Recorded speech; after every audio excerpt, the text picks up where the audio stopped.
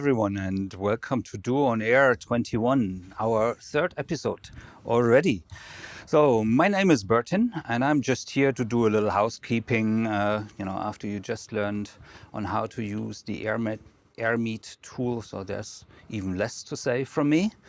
So I'm just going to guide you a little bit through the agenda, which is according to our motto, Together from Anywhere, actually today a little bit on the British side.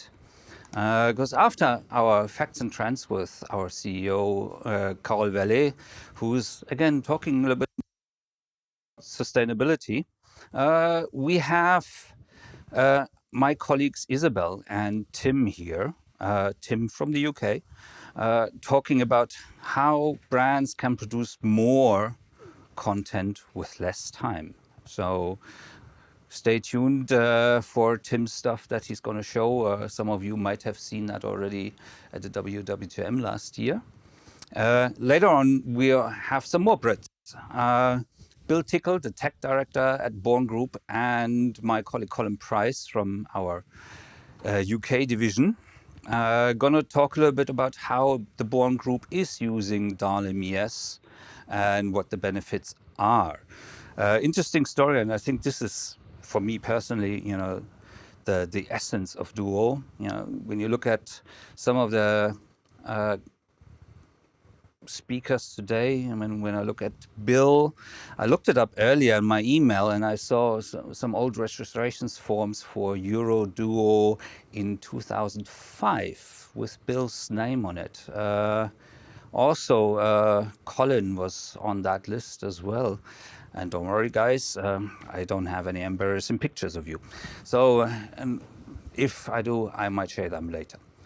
Anyway, today is also a little bit different because in our little break that we have at 5:45 between the two speaker sessions, today we're not going to have the little table thing going on. We don't have any games, unfortunately.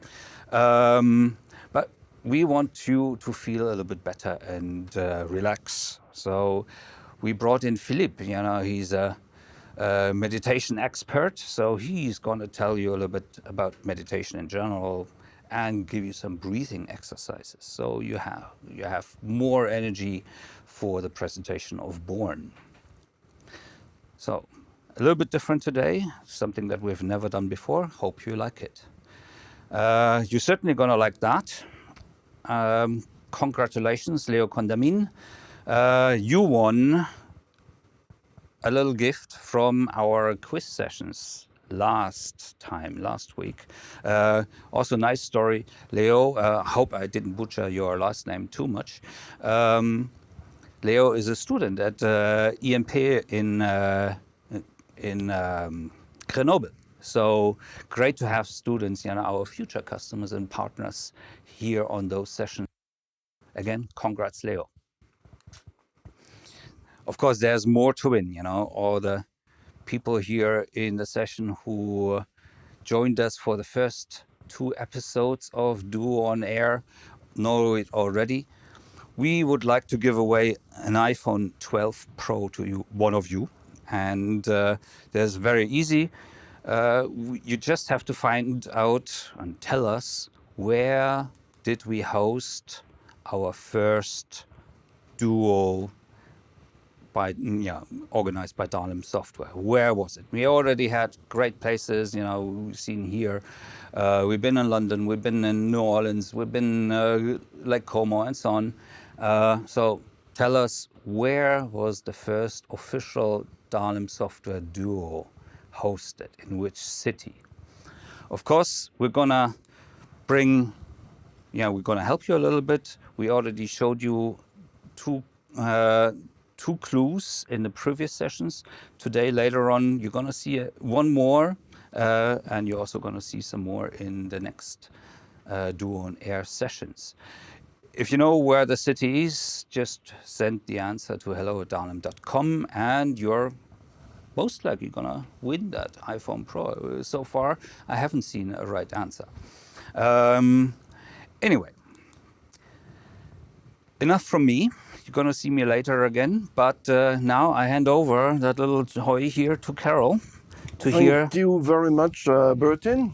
I would like to think that we are the only company, at least the software company, that offers meditation and within actually a webinar, which I think is quite original as a concept. We discover those kind of subjects at the time we get on stage, so there's no chance for us to say anything about it. Our marketing team can be quite creative. So I think, and I hope you will appreciate that creativity. But we have no plan to stop them. I think it's very good to be surprised every now and then.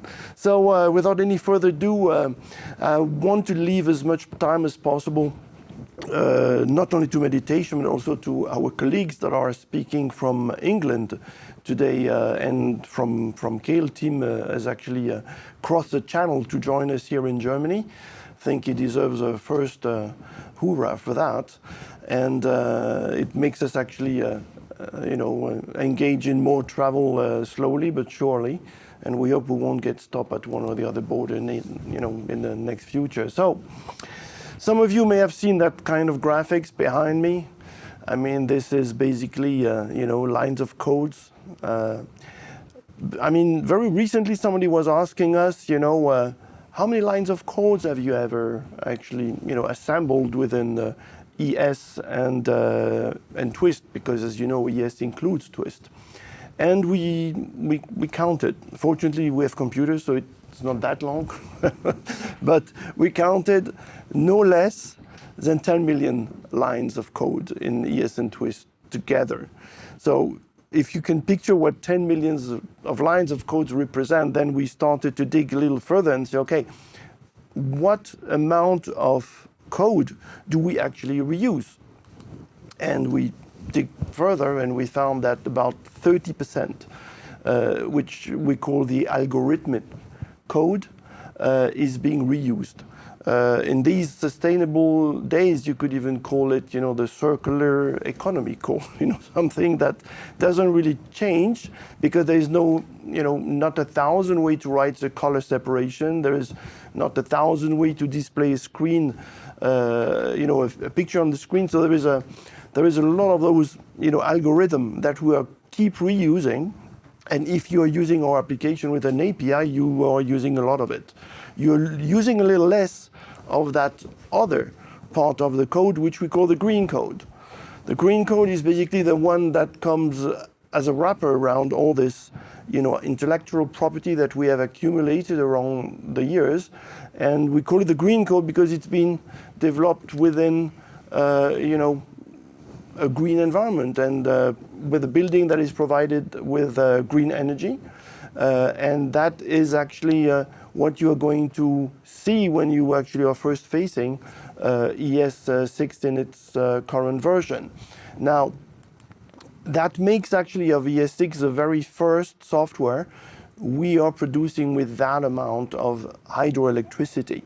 I mean, it's something that we see as a trend-setting operation. It started, as you may remember from the previous session, in 2014, when we started actually thinking about converting a lot of our operation into more efficient operations. And ES6 is actually a living example of it.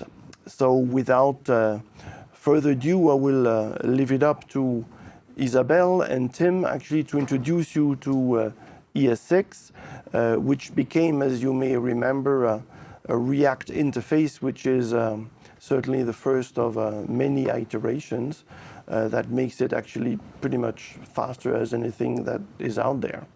So thank you very much. I wish you a great session and enjoy the rest of the show.